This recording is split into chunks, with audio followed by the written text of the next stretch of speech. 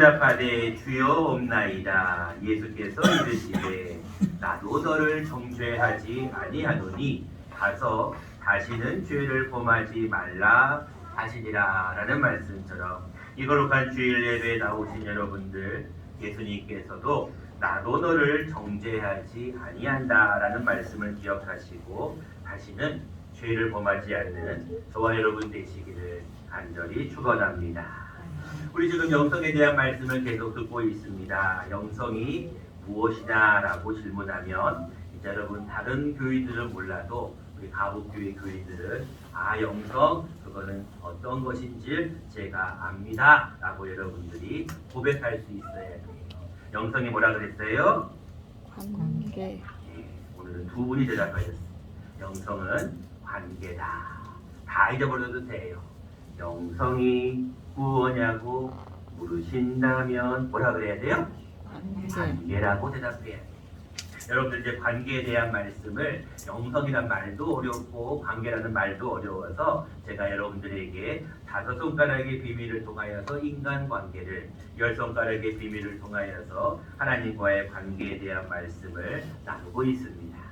자, 첫 번째 손가락의 비밀, 첫 손가락의 비밀, 이 비밀이 뭐였어요? 당신은 다른 분밖에 답하시는 것 같은데 당신은 뭐라고요? 최고입니다. 이런 뜻이에요. 우리 옆에 계신 분들과 우리 추석을 맞이하여서 한번 인사해 보겠습니다. 엄지손가락을 쫙 한번 펴가지고요. 이렇게 한번 고백해 보겠습니다. 우리 집사님이 최고입니다. 시작. 우리 집사님이 최고입니다. 여러분들 오늘 추석임에도 불구하고 주일에 더 의미를 강조하여 주님 앞에 나오신 여러분들 참 잘하신 겁니다. 당신이 잘하신 예배의 성공자이십니다. 자, 오늘은 두 번째 손가락, 두 손가락의 비밀에 대한 말씀을 나누려고 합니다. 여러분 이게 무슨 뜻일까요? 우리가 보통 사진 찍을 때 많이 이렇게 하죠. 어떤 사람들은 이렇게도 하고 어떤 사람들은 이렇게도 하고 이걸 가지고 많은 것을 합니다. 여러분 이 두 번째 손가락의 비밀은 무엇이냐면 이해할 때 이해가지고 이는 이해하라라는 뜻입니다. 두 손가락의 비밀이 뭐라고요? 이해하라라는 뜻이. 여러분들 이해를 쉽게 하기 위해서 계속해서 손가락으로 말씀을 드립니다. 당신이 최고입니다. 이것은 뭐라고요? 이해하라라는 뜻이에요. 우리 오늘은 추석이니까 한 번만 더 인사해 보겠습니다. 우리 옆에 계신 분을 쳐다보시고 승리의 V자를 착 하면서 우리 권사님을 이해합니다. 시작. 우리 권사님을 이해합니다. 이해합니다. 이제 여러분들 앞으로 이거 할 때마다 뭐라고요? 이해합니다. 자, 본문은 우리가 이해하지 못할 상황이 본문에 기록이 되어 있습니다. 그것은 어떤 내용이냐면 서기관들과 바리새인들의 어떤 모습이 첫 번째 이해하지 못할 모습입니다. 왜 그러냐면 3절 말씀에 보면 이런 말씀이 나옵니다. 서기관들과 바리새인들이 음행 중에 잡힌 여자를 끌고 와서 가운데 세웠습니다. 아니 율법에 뭐라고 나와 있냐면 음행한 여자는 돌로 치라는 것을 알고 있는 그들이 그러면 음행 중에 잡힌 여자를 그들 앞에 예수님 앞에 데리고 나올 것이 아니라 그 자리에서 바로 직결로 돌로 쳐서 죽여버리면 되는데 그 여자를 예수님 앞에 데리고 나옵니다. 그러면서 이렇게 얘기합니다. 4절입니다. 예수께 말하되 선생이여 이 여자가 간음하다가 현장에서 잡혔나이다. 모세는 율법에 이러한 여자를 돌로 치라 명하였거니와 선생은 어떻게 말하겠습니까? 라고 질문을 합니다. 자, 거기에 그들의 분명한 의도가 기록이 되어 있어요. 6절입니다. 그들이 이렇게 말함은 고발할 조건을 얻고자 하여 예수를 모함이라 시험하니.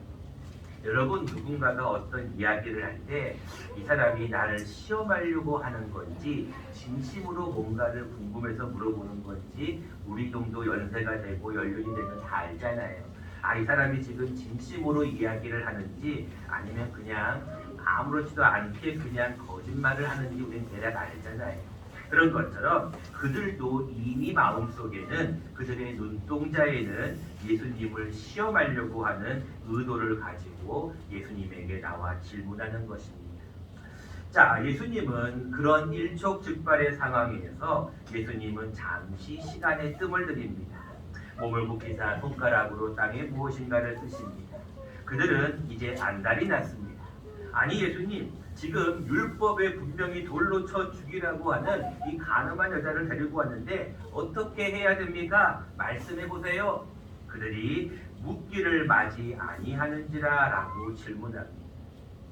여러분들, 예수님께서 돌로 치라라고 얘기를 하면 그들은 이렇게 얘기할 거예요. 아니, 당신은 그 전까지만 해도 원수를 사랑하라고 했지 않았습니까? 너희를 핍박하는 자를 위해서 기도라고 했지 않았습니까? 아니, 오른밤을 치면 왼밤을 돌려내라고 하는 사랑이 많으신 당신이 어떻게 이 여인을 죽이라고 합니까?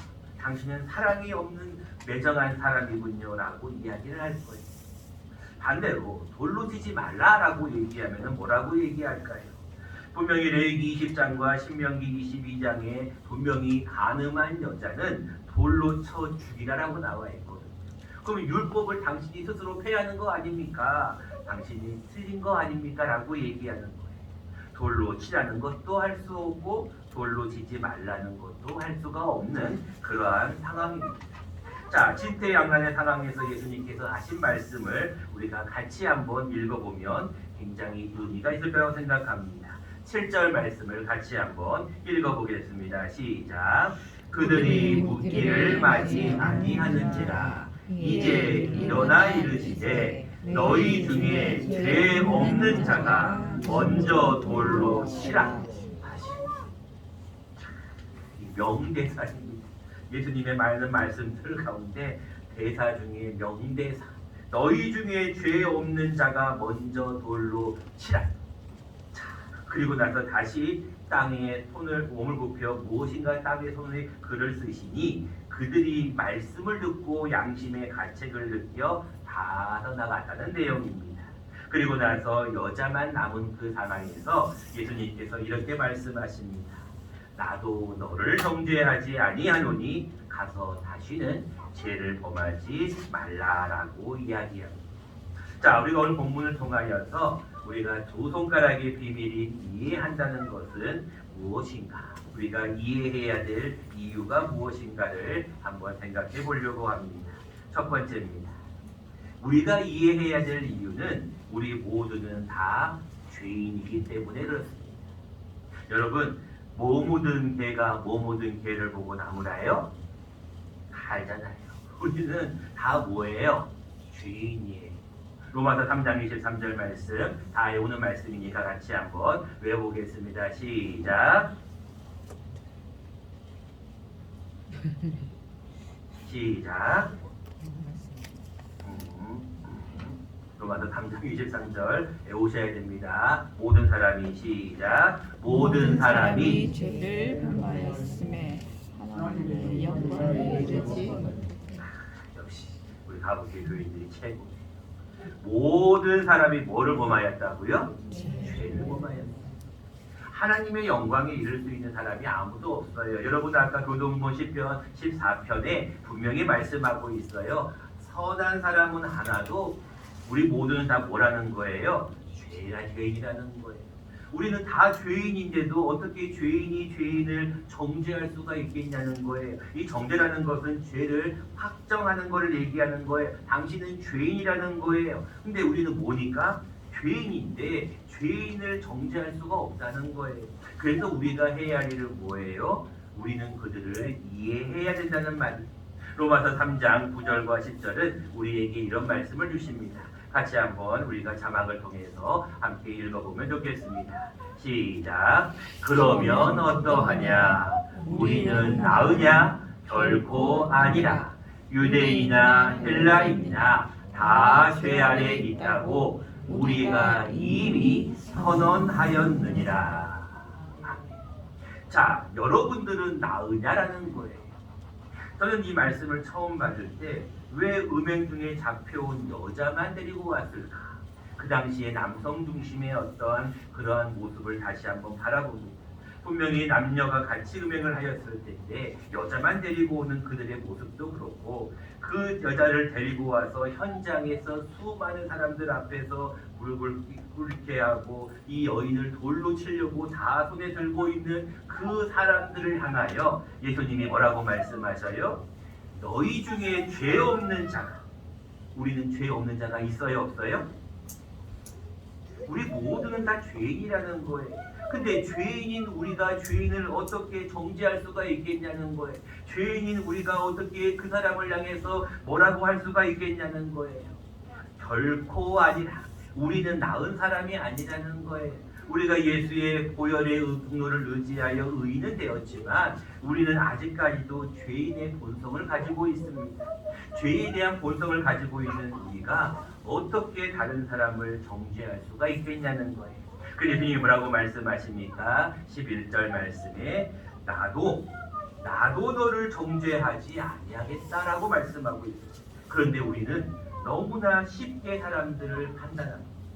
너무나 쉽게 정죄합니다. 이렇게 얘기하죠. 나는 그 사람 잘 알아. 나는 그 사람이 어떤 사람인지 너무나 잘 알아. 나는 그 사람의 성품도 알고 어렸을 때부터 알고 그 사람이 지금까지 어떻게 해왔는지 나는 너무나 잘 알아. 그런데요, 사람은요 누구나 다 누구나 다 가면을 쓰고 있어요. 여러분들이 지금 이 자리에 나와 예배를 드리고 있지만 지금 예배 드리는 이 거룩한 모습 뒤에는 분명히 악한 모습도 있습니다. 여러분들이 하나님 앞에 나올 때 우리의 속사람이 날로 새롭지 않으면 우리의 겉사람은 항상 가면을 쓰고 있어요. 그래서 여러분들, 내가 결코 자랑할 것이 있느냐? 나는 하나님 앞에 자랑할 게 없어요. 나는 특별한 사람인가? 아니에요. 똑같은 사람이에요. 우리는 똑같은 죄인이라는 것을 먼저 고백할 때 우리는 다른 사람을 이해할 수가 있다는 것입니다. 두 번째입니다. 우리가 서로에 대해서 이해해야 될 이유입니다. 우리는 죄인과 더불어서 우리는 서로에 대해서 잘 모르기 때문에 그렇습니다. 저는 이런 개인적으로 굉장히 중요시 여기는 여러 가지 제 나름대로의 쪽글이 있어요. 그거는 제 어떤 말씀이 아니라 저의 어떤 목회 철학과도 연관이 됩니다. 저는 이것을 가급적이면 목회자이기 때문에 어떻게 하면 교인들이 조금 더 이 말씀을 잘 받아들일 수 있을까 많은 고민을 합니다. 그래서 많은 고민 가운데 하나의 글을 만들었어요. 제가 한번 여러분들에게 한번 이러한 이야기를 해보겠습니다. 6글자의 이야기입니다. 우리가 어떤 사람이 잘못하면 이렇게 얘기합니다. 너 어떻게 그럴 수가 있어? 라고 우리가 손가락질을 해요. 자, 보세요. 너 어떻게 그럴 수가 있어? 그럴 수가 있어라는 이 6글자를 잘 생각하세요. 그럴 수가 있어. 6글자예요. 이거를 한 글자만 딱 바꾸면 완전하게 글씨체가 바뀝니다. 그리고 한 글자만 딱 바뀌면 문장이 확 달라집니다. 뭐를 바꾸면 될까요? 너 그럴 수가 있어? 뭐를 한 글자를 바꾸면 글씨가 바뀔까요? 님이라는 글자에 점 하나만 찍으면 남이 되는 세상. 너 어떻게 그럴 수가 있어? 뭐 글자 하나만 바꾸면 돼요? 여러분 잘 들어보세요. 너 그럴 수가 가짜를 뭘로 바꾸냐면은 도자로 한번 바꿔보세요. 자, 한번 해보겠습니다. 너 그럴 수가 있어? 너 그럴 수도 있지. 자, 여러분 보세요. 너 그럴 수가 있어? 물론 의문문으로 넘어가는 어라고 나가는 것을 뭘로 바뀐다고요? 그럴 수도 있지라고 느낌표로 바뀝니다. 여러분 굉장히 중요한 말입니다. 여러분들이 상대방을 이해할 때 꼭 써먹어야 될 말 중에 하나입니다. 여러분들이 칭찬에 대한 것은 많이 세상적으로도 써먹습니다. 세상 사람들도 이런 표현을 참 많이 해요. 그런데 이 표현은 잘 몰라요, 사람들이. 여러분들 한번 중요하기 때문에 한번 옆에 분하고 한번 실습을 한번 해볼 거예요. 이거는 너무나 중요한 거기 때문에 꼭 한번 해보면 좋을 것 같습니다. 한번 따라해 보겠습니다. 너 그럴 수가 있어? 너 그럴 수가 있어? 너 그럴 수가 있어. 그게 아니고 화가 나듯이 해야 됩니다. 이해할 수가 없는 상황이라고 생각하고 해야 됩니다. 너 그럴 수가 있어? 너 그럴 수가 있어? 그렇죠. 그렇게 하는 거예요. 너 어떻게 간음할 수가 있어? 너 어떻게 음행할 수가 있어? 너 어떻게 죄를 지을 수 있어? 너 어떻게 범죄할 수가 있어? 우리는 수도 없이 사람들을 정죄합니다. 너 예수 믿는다는 사람이 그럴 수가 있어? 자, 이제 이거를 한번 바꿔보겠습니다. 그럴 수도 있지. 시작. 그럴 수도 있지. 자, 이 그럴 수도 있지라는 글씨에는 올라가지 않아요. 이 어투가 올라가지 않아요. 어톤이 올라가지 않아요. 그럴 수가 있어. 너 어떻게 그럴 수가 있어가 그럴 수도 있지 이렇게 안 올라간다니까요. 그럴 수도 있지. 여러분, 글씨 하나가 달라지면 사람이 이렇게 달라지는 거예요. 우리는 서로에 대해서 잘 안다고 생각하지만 사실은 잘 몰라요. 우리가 우리 자신이 어떤 존재인지 나도 나를 잘 모르는데 그 사람이 나를 어떻게 잘 알겠어요? 여러분들은 여러분 자신을 잘 압니까? 여러분 정말로 혼자 있을 때 여러분 정말로 그 모습이 여러분들의 진짜 모습인데 그 모습이 진짜 모습일까라는 거예요. 혼자 있을 때도 자기가 내 자신을 몰라가지고 세상의 유행가에 가사에도 나도 내가 왜 이러는지 모른다고 유행가 가사가 있잖아요. 나도 내가 왜 이러는지 모르는데 다른 사람 앞에서 보여지는 모습이 진짜 모습일까요? 아니요. 사람들은요 누구나 다 어떤 환경에 가게 되면 거기에 맞는 모습으로 바뀌게 되어 있어요. 근데 우리는 그 모습을 보고 판단을 합니다. 그 모습을 보고 정죄해야 합니다. 여러분 본문을 다시 한번 들어가 보시기 바랍니다. 음행 중에 간음하다가 잡힌 여자입니다. 이 여자가 분명히 잘못하였습니다. 우리가 죄에 대한 모습은 반드시 지적을 해야 됩니다. 그런데 이 간음하다가 현장에서 잡힌 여인은 그럴 만한 이유가 없을까요? 분명히 있었을 것입니다. 요즘 여러분들 세상적인 말로 잘 쓰는 말이 있어요. 그게 뭐냐면 내로남불이라는 말이 있습니다. 여러분 방송에서도 요즘 계속 그런 말이 나오더라고요. 여러분들 내로남불이 뭔지 혹시 아세요? 조금 이게 국어적인 사전도 맞지 않는 말이고 성경적인 말도 아니에요. 근데 요즘 이 말을 굉장히 외래어인데 이렇게 좀 비슷하게 써요. 혹시 무슨 뜻인지 아세요? 내가 하면 뭐고? 로맨스고 내가 하면 로맨스고 남이 하면 뭐라고요? 불륜이라는 내로남불 내가 하면 로맨스고 남이 하면 불륜이라는 거예요. 여러분 이게 세상의 모습입니다. 여러분 우리는 하나님 안에서 신앙의 은혜를 신앙의 자유를 가지고 진리 안에서 자유를 누리고 있잖아요. 그래서 우리는 무엇이든지 할 수가 있고 우리는 자유와 더불어서 기쁨과 감사와 평안을 가지고 있어요. 그런데 그럼에도 불구하고 우리는 여전히 세상의 잣대를 가지고 사람들을 판단합니다. 여러분 판단하는 이가 누구입니까? 우리가 판단합니까? 법관이 판단합니까? 우리가 판단합니까? 하나님이 판단합니까? 판단자는 하나님이죠. 근데 우리는 자꾸 우리가 사람을 판단합니다. 우리가 자꾸 사람을 정죄합니다. 이 사람은 잘못되었어. 이 사람은 내 선입관에 붙여서 보면 뭔가가 잘못된 거야 라고 우리는 그 사람을 치부해버린다는 거예요. 그런데 우리가 그 사람을 잘 모르는데 내가 나를 모르는데 난들 너를 알겠냐는 거예요. 우리는 서로를 몰라요. 그런데도 우리는 서로에 대해서 자꾸 평가하고 비판하고 정죄하는 모습을 보고 누가 우리를 보고 예수님 안에서 우리가 참 신앙인이라고 하겠냐는 거예요. 예수님은 우리에게 이렇게 분명히 말씀하고 있습니다. 너희가 해야 할 일은 정죄하는 일이 아니다. 너희가 해야 할 일은 더 이상 판단하는 일이 아니다. 비판을 받지 아니하려거든 뭐 하지 말라고요? 비판하지 말라고요. 그런데 우리는 너무나 쉽게 비판한다는 거예요. 로마서 8장은 우리에게 뭐라고 말씀합니까?